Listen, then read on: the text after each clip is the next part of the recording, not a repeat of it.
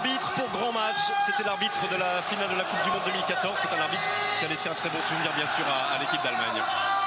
C'est parti. Le coup d'envoi donné par Antoine Griezmann. Dimitri Payet, il le garde ce ballon. Bien joué, et ça. il a retrouvé Matuidi qui cherche le Griezmann. Oh, si ça va au bout.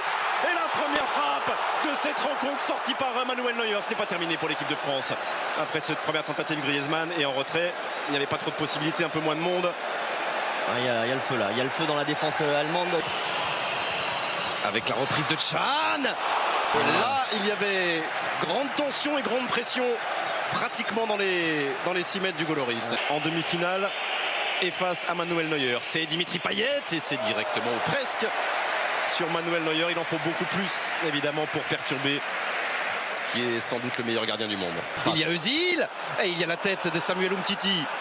Et Schweinsteiger qui enroule à son tour. Et la claquette du Goloris au-dessus de sa transversale. Attention, car la Mannschaft est en train de mettre son emprise et chaque minute un peu plus sur cette rencontre. Ça passe jusqu'à Patrice Evra avec Antoine Griezmann. Le petit filet. Ouais, ça c'était bien joué là sur ce côté gauche. Avec cette combinaison Evra Griezmann et la frappe d'Antoine Griezmann. Avec le contre favorable, il aura Griezmann sur sa droite. À droite. Oh, s'il l'a vu, il n'a pas pu.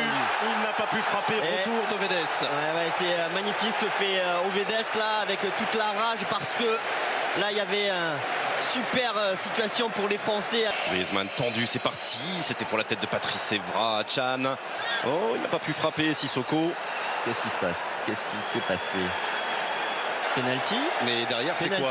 Oui, il a mis beaucoup de temps juste avant la pause pour ouvrir le score en faveur de l'équipe de France. C'était un penalty sans doute très généreux de la part de monsieur Rizzoli. Les Bleus juste avant la pause mènent 1-0. En train de démarrer de la même manière. Oh, bien joué avec Griezmann. Ça a été détourné. Corner pour l'équipe de France. Et regardez Antoine Griezmann qui est en train de motiver tout le virage sud du stade Vélodrome.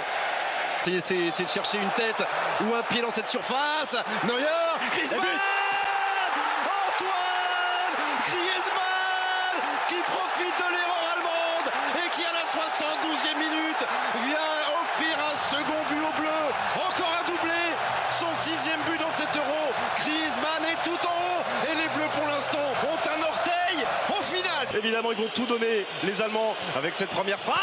Oh là là, sorti par l'arrête, la tentative de Kimmich du pied gauche. Quel geste! Il y a Özil et il y a finalement cette magnifique frappe enroulée du jeune joueur de Dortmund. Jour de finale de l'Euro, Toni Kroos et une tête encore au-dessus de la transversale, la tentative de Vedes. Ouais, Vedes qui a réussi à couper devant Samuel Umtiti cette fois-ci. Ou par l'Espagne ou par l'Italie, c'est pour la première fois par la France. Oh, quel arrêt! Et la parade pour mettre un magnifique point d'orgue à ces 90 minutes. La parade du Goloris, le capitaine des Bleus. Et voilà celle-là. Et Ronaldo Griezmann, ça va être un remake de la finale de la Ligue des Champions. C'est fini, et cette fois-ci c'est la bonne. Là c'est terminé, les Bleus sont en finale de l'Euro et viennent terrasser les champions du monde en titre 2-0. Que ce fut dur, mais qu'ils sont méritants et qu'ils l'ont mérité, surtout cette finale.